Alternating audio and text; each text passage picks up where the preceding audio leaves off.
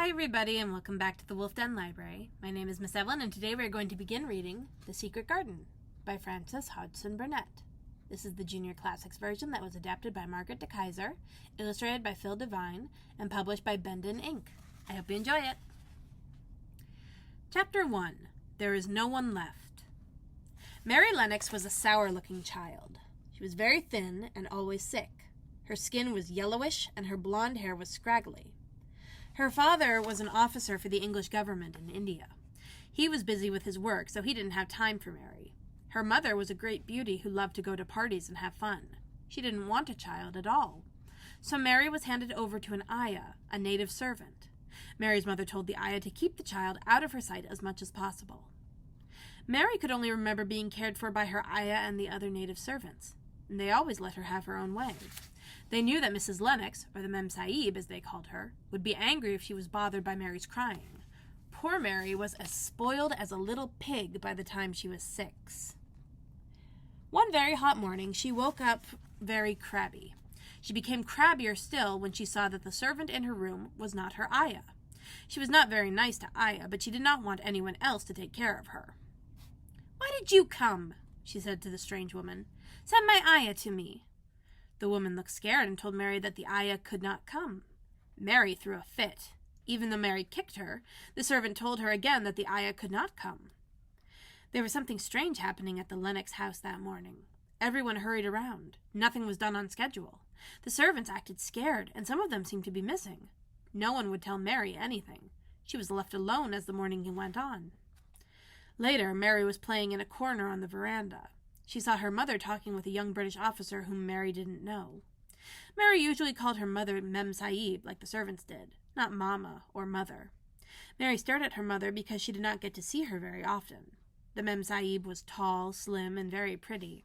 Her hair was like curly silk, and she wore the prettiest lacy clothes. But today, the Mem Sahib looked scared. "Is it very bad? Oh, is it?" Mary heard her ask. "It's awful, Mrs. Lennox," the officer answered. "You should have left the city 2 weeks ago." "Oh, I know," cried the Mem Sahib. "I only stayed to go to that silly dinner party. What a fool I was." Then a terrible wailing came from inside the house. "What is it?" the Mem Sahib asked. "Someone has died," answered the young officer. "You didn't tell me the cholera was already here among your servants." This was the first time Mary had heard that cholera, a very deadly sickness, had broken out in the city.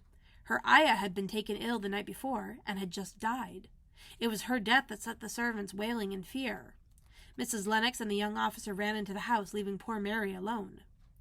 Mary ran and hid in her room. She was forgotten by everyone. She cried for a while and then slept for hours and hours. When she awoke, the house was very quiet. Mary wondered if everybody had gotten well and all the trouble was over. She wondered who would take care of her now that her ayah was gone. Mary was hungry and felt like no one cared about her, but surely someone would come to look for her, but no one came. "How quiet it is," she said to herself. "It sounds as if there is no one here but me." Then she heard footsteps. She could hear men talking in low voices outside her door. "How sad," she heard one voice say. "That pretty woman and the child." A few minutes later, the men opened the door to Mary's room.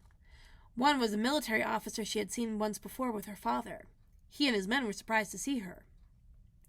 "Here is the child, all alone," the officer cried. "I am Mary Lennox," the little girl said stiffly. "I fell asleep when everyone had the cholera, and I just awoke. Why don't the servants come?" One of the young men looked at her very sadly. "Poor little kid," he said. "There's nobody left to come." That was how Mary found out that both her mother and father had died. Some of the servants had died also, and the others had run away. That was why the place was so quiet. Mary stayed for a while after that with an English minister and his family. He had 5 children who were always fighting. Mary did not like them at all. They didn't like her either. One day, when Mary was playing at making a garden, Basil, the minister's son, teased her. "Mistress Mary, quite contrary, how does your garden grow? With silver bells and cockle shells and marigolds all in a row." After that, Basil and the rest of the children called her Mistress Mary, quite contrary, all the time. The minister told Mary that she was going to sail to England and go live with her uncle, Mr. Archibald Craven. Mary had never heard of this uncle before, but he was the only family she had left. Basil teased Mary about this, too. He lives in a great big house in the country. No one goes near him because he's so cross. He's a hunchback, too. She didn't believe Basil. She put her fingers in her ears so she couldn't hear him. Mary soon made the long voyage to England. An officer's wife took care of Mary on the ship, but she was busy with her own children, and didn't pay much attention to contrary little Mary. In London, they were met by Mr. Craven's housekeeper, Mrs. Medlock. Mary wondered about her uncle and where he lived. What sort of place was it? What would he be like? She felt very lonely. They took a train to Yorkshire. Mary did not like Mrs. Medlock, but since she didn't like anyone, this wasn't unusual. Mary sat in the train car and looked out the window at the rain. Mrs. Medlock did not like Mary either. She thought the little girl was plain-looking and quite spoiled. Mrs. Medlock was the kind of woman who wouldn't take any nonsense from children.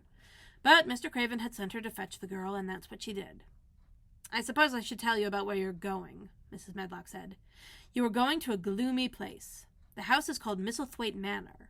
It's over 600 years old, and there are more than 100 rooms in the house, but many are shut up and locked. The house is on the edge of the moor with a big park and gardens around it. Mr. Craven's gloomy, too. I don't even know why he's bringing you here, because he's not going to trouble himself about you. He won't trouble himself about anyone. He's got a crooked back, and that set him wrong. He's been even gloomier ever since his wife died. She was a pretty little thing." Mrs. Medlock continued. "Most of the time Mr. Craven travels far away from England. When he is at home, he stays shut up in his room. The only person he sees is his servant, Mr. Pitcher." This did not make Mary feel cheerful. A house with its room shut up, and a man with a crooked back who shut himself up. She stared out of the train window at the pouring rain. "You'll have to look out for yourself," Mrs. Medlock warned. "You'll be told what rooms you can go into, and what rooms you're to keep out of. Don't go wandering about and poking around. Mr. Craven won't have it." "I won't go poking around," said sour little Mary. She turned to face the window of the railway car, and soon fell asleep. And that's where we're going to end it for today. We will read Chapter 2 next week. I look forward to seeing you then. Bye-bye.